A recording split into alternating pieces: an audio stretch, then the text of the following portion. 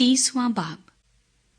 पर अब तो वो जो मुझसे कम उम्र हैं मेरा तमस्खुर करते हैं, जिनके बाप दादा को अपने गले के कुत्तों के साथ रखना भी मुझे नागवार था, बल्कि उनके हाथों की कुव्वत मुझे किस बात का फायदा पहुंचाएगी। वो ऐसे आदमी हैं जिनकी जवानी का जोर जायल हो गया। वो इफलास और कहत के मारे दुबले हो गए हैं। वो वीरानी और सुनसानी की तारीकी में खाक चाटते हैं।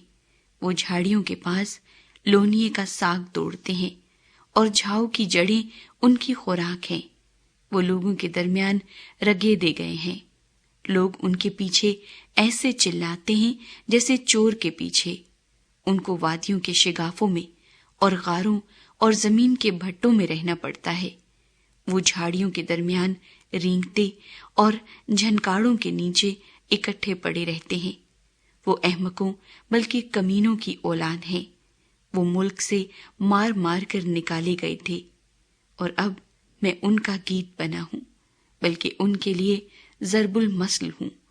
वो मुझसे घिन खाते, वो मुझसे दूर खड़े होते और मेरे मुंह पर थूकने से बाज नहीं रहते हैं, क्योंकि खुदा ने मेरा चिल्ला ढीला कर दिया और मुझ पर आफत भेजी। इसलिए वो मेरे सामने बेलगाम हो गए हैं।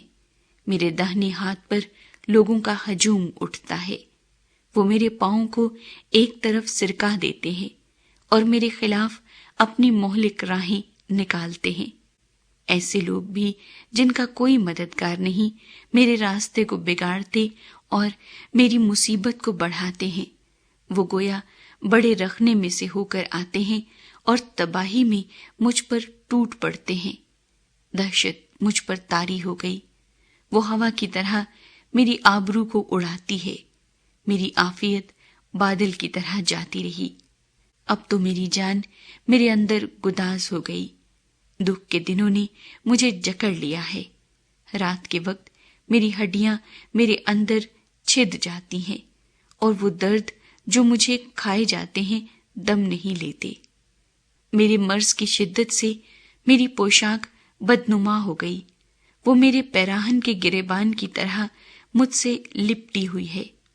उसने मुझे कीचड़ में धकेल दिया है। मैं खाक और राख की मानिंद हो गया हूं। मैं तुझसे फरियाद करता हूं और तू मुझे जवाब नहीं देता। मैं खड़ा होता हूं और तू मुझे घूरने लगता है। तू बदलकर मुझ पर बेरहम हो गया है। अपने बाजू के जोर से तू मुझे सताता है। तू मुझे ऊपर उठाकर हवा पर सवार करता है और मुझे आंधी में घुला देता है, क्योंकि मैं जानता हूं कि तू मुझे मौत तक पहुंचाएगा और उस घर तक जो सब जिंदों के लिए मुकर्रर है। तो भी क्या तबाही के वक्त कोई अपना हाथ न बढ़ाएगा और मुसीबत में फरियाद न करेगा? क्या मैं दर्दमंद के लिए रोता न था? क्या मेरी जान मोहताज के लिए आजुर्दा न होती थी? जब मैं भलाई का मुंतजिर था तो बुराई पेश आई। जब मैं रोशनी के लिए ठहरा था तो तारीकी आई। मेरी अंतड़ियां उबल रही हैं और आराम नहीं पाती। मुझ पर मुसीबत के दिन आ पड़े हैं। मैं बगैर धूप के काला हो गया हूं। मैं मजमे में खड़ा होकर मदद के लिए दुहाई देता हूं। मैं गीदड़ों का भाई और शुतुरमुर्गों का साथी हूं। मेरी खाल काली होकर मुझ पर से गिरती जाती है और मेरी हड्डियां हरारत से जल गई। इसीलिए मेरी सितार से मातम और मेरी बांसुरी से रोने की आवाज निकलती है।